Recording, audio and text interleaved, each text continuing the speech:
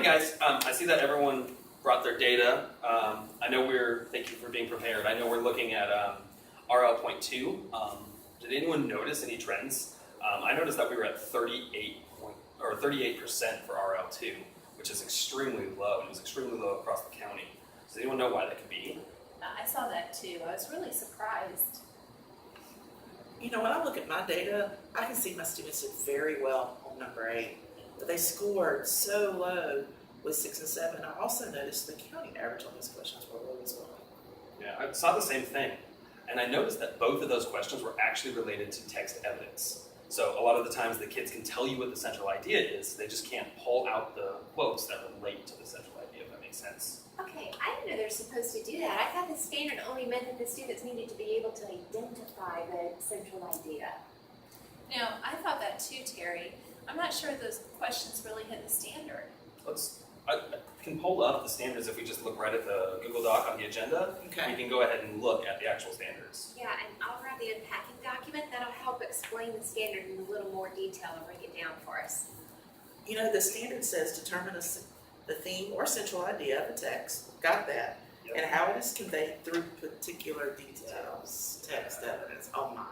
Provide a summary of the text distinct from personal opinions or judgments.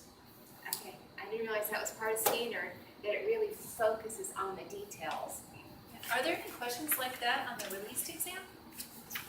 Yeah, here, I've got it right here. Yeah, there are questions. The questions there are pretty similar to the ones we had on the common assessment about central idea. We definitely need to reteach that standard since we missed that part. Anybody have any ideas on how to do that? Yeah, I think we could probably use maybe a backwards box and bullet, and then they can transfer the skills from the poetry to another type of genre or another text. Terry, could you model that for us? I'm not really sure what you mean by that. Yeah, okay.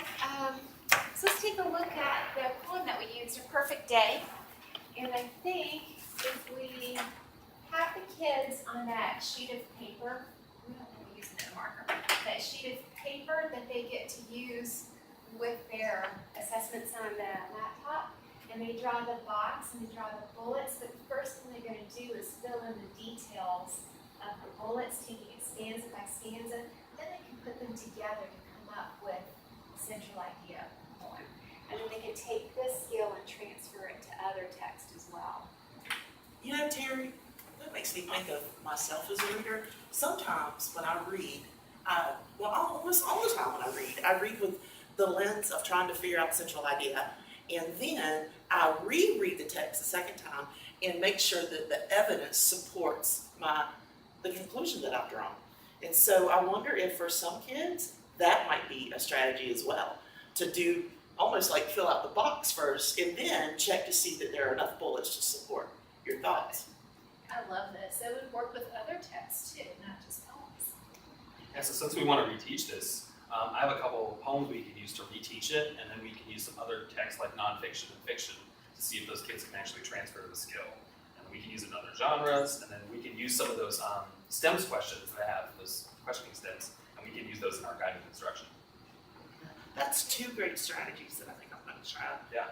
And I think, hopefully it will give, kids more ways to think about being successful with this test. I tell you what, guys, I'll work on a reteach assessment and share it with you next time. Yay!